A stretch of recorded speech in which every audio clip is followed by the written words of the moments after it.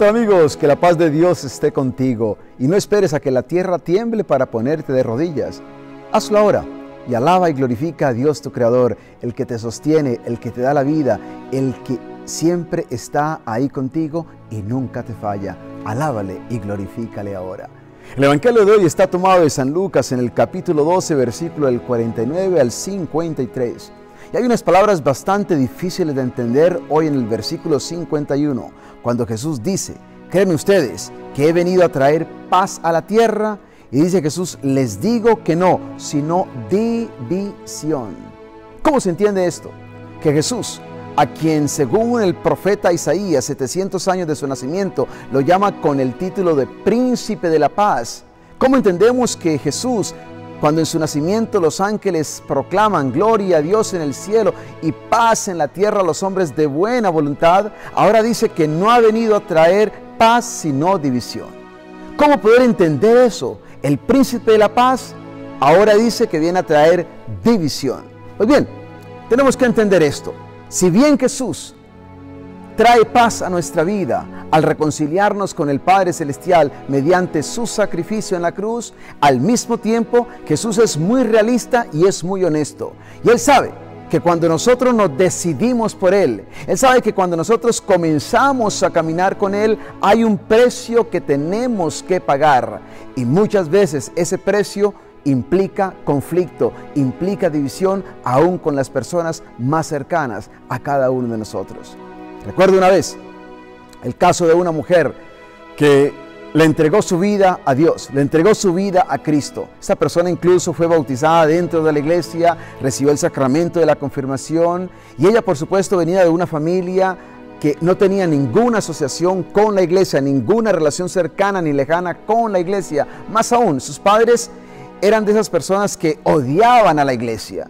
Y cuando ella aceptó al Señor, cuando ella recibió los sacramentos del bautismo y la confirmación en la iglesia, fue repudiada por su familia, por sus mismos padres. Más aún, las palabras de su papá hacia ella fue: nunca más vuelvas a contar conmigo, dejo de ser tu padre hasta el día de hoy. Ciertamente, ella no lo buscaba, pero al acercarse a Cristo, entregarle su vida a Cristo y querer caminar con Cristo, tuvo que enfrentarse a esa división dentro de su propia familia. Esa es la realidad cuando nosotros decidimos caminar con Cristo Jesús. Qué hermoso es saber y experimentar esa paz que viene de saber que Dios está con nosotros. Yo no sé si tú, pero yo te digo, yo experimento tanta paz en la presencia de Dios, y creo que nosotros, los que hemos conocido a Cristo Jesús, creo que todos nosotros los que estamos caminando con Jesús, hemos experimentado y experimentamos continuamente la paz, esa paz que sobrepasa todo entendimiento humano. Cuando dice, por ejemplo, Pablo en la carta a los Filipenses, en el capítulo 4, versículo 4 y 6, preséntenselo todo a Dios en oración, y la paz de Dios, que sobrepasa todo entendimiento humano, custodiará sus corazones y sus mentes en Cristo Jesús. Creo que tú y yo hemos experimentado muchas veces esa paz de Dios, pero al mismo tiempo somos realistas. Y en el mundo en el que estamos hoy día, en la medida en que buscamos caminar con el Señor y hacer de Él nuestra prioridad, ciertamente esa prioridad y esa relación cercana con Jesús a veces termina alterando y afectando nuestra relación con los demás. La devoción a Jesús trae división con los demás. Esa es la realidad. Esa devoción a Jesús a veces trae división con los demás. ¿Por qué? Porque los demás no aceptan. Cuando de pronto tú dices: hoy voy a la iglesia, hoy voy a entregarle mi corazón a Cristo Jesús y quiero hacer esto porque Él me lo pide. Muchas veces la gente a tu alrededor se sorprende. Muchas veces la gente a tu alrededor te mira como con cierta sospecha. A veces te critican. A veces te pueden decir incluso que ya te volviste un fanático o una fanática. Esa es la realidad. Nuestra devoción a Jesús puede crear división, puede alterar no solamente nuestra vida, sino también las relaciones que tenemos con los demás. Y de eso es lo que Jesús hoy nos habla. No es que Jesús pretenda traer odio emocional en medio de las familias, no.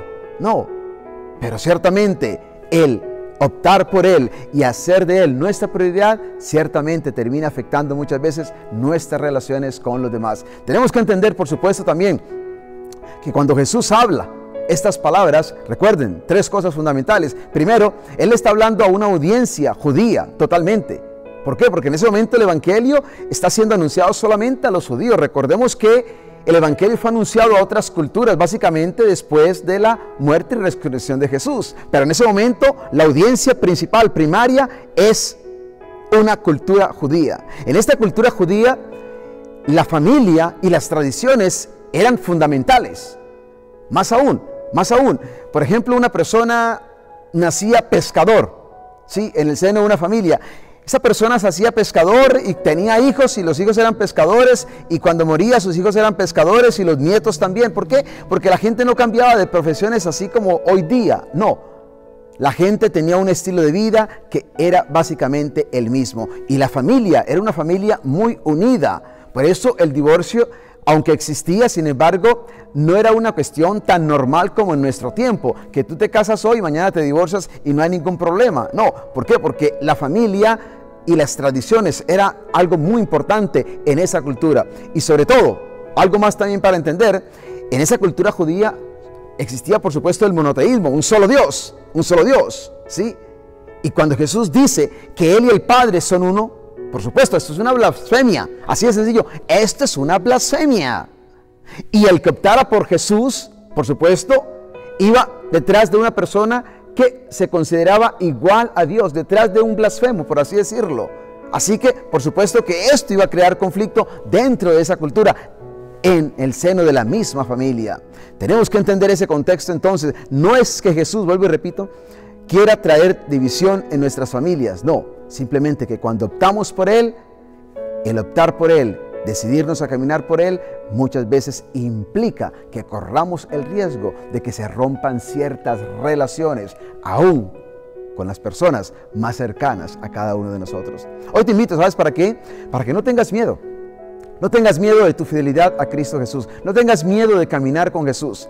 El Señor te promete bendición, ciertamente, y caminar con Jesús trae bendición, trae alegría, trae paz, trae victoria, trae salvación.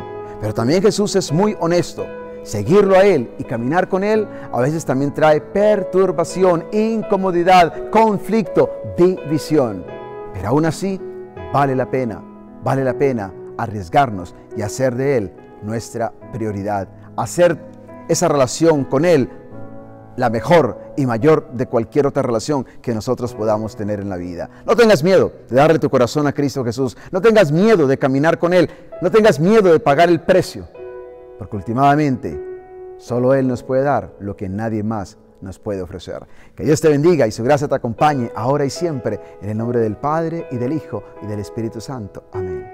Y quiero darte las gracias por el apoyo incondicional que le estás dando a este programa Palabra Viva. Quiero invitarte para que nos sigas apoyando, para que te suscribas y así puedas obtener la exclusividad de los temas que semana tras semana voy a desarrollar para tu crecimiento espiritual. Gracias una vez más por este gran apoyo. Pido a Dios para que te sostenga, para que te bendiga y sobre todo para que te puedas unir a este esfuerzo que estamos haciendo de hacer posible que el mundo entero sea tocado por el poder de Jesucristo y de su palabra. Que Dios te bendiga y gracias por tu apoyo.